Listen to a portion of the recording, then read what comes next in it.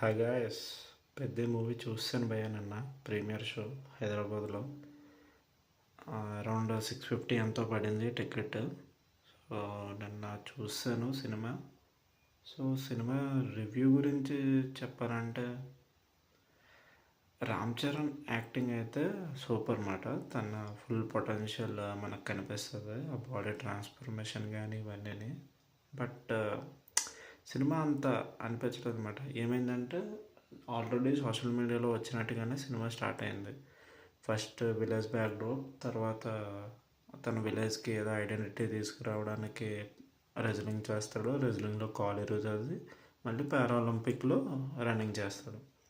ఇది సోషల్ మీడియాలో ఎలా వచ్చిందో సేమ్ యాజ్ ఇట్ ఈజ్ ఇంకా అలాగే ఉంది మూవీ.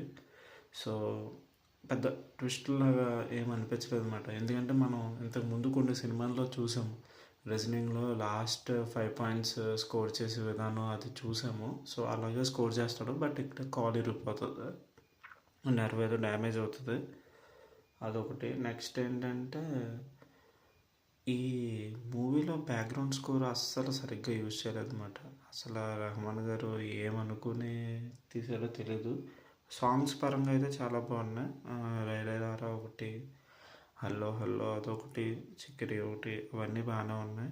బట్ సినిమా అయితే అంత మరీ వర్త్ ఏం కాదు 650 రూపీస్కి. తర్వాత రేట్లు తగ్గాక అయితే వెళ్ళొచ్చు, అదేం కాదు. కానీ ఇంకా హీరోయిన్ సంగతి వస్తే, హీరోయిన్ ఇంకా దేనికి వాడతారో తెలుసు కదా, జాన్వీ కపూర్ని. పాపం ఇంకా మొత్తం అలాగే ఉంది, అంతకుమించి ఏమీ లేదు తనకి పెద్ద రోల్. సో జగపతి బాబు గారి యాక్టింగ్ బాగుంది. ఇంకా అదే ఆ ట్రైన్ ఆపడం కోసం ఇదంతా స్టోరీ బిల్డ్ చేశారు. బట్ గ్రాఫిక్స్ కానీ ఇది ఏమీ బాగాలేదు అసలు. ఆ విలేజ్ సెటప్ కానీ అసలు ఆ కొండలు, కనీసం అది కొండలా కూడా అనిపించలేదు నాకు. మట్టి రాలి పడిపోతారు, చనిపోతారు కొంతమంది. అసలు అది కూడా ఏం అనిపించలేదు. ఆ విఎఫ్ఎక్స్ అదైతే ఏం బాగాలేదు. డిఓపి కానీ తన ఏదో నైట్ ప్లేట్స్ పెట్టి తీసాను అంటున్నారు, కానీ అస్సలు అలాంటివి ఏమీ అనిపించలేదు నాకు. ఓవరాల్గా మూవీ అయితే గుడ్, బట్ మరీ అంత బుచ్చిబాబు సానా చేసిన ఫస్ట్ మూవీ ఉప్పినంత హిట్ అయితే కాదు. రామ్ చరణ్ గారి యాక్టింగ్ మాత్రం సూపర్. అసలు తనని ఎవరు తక్కువ చేయలేరు అసలు.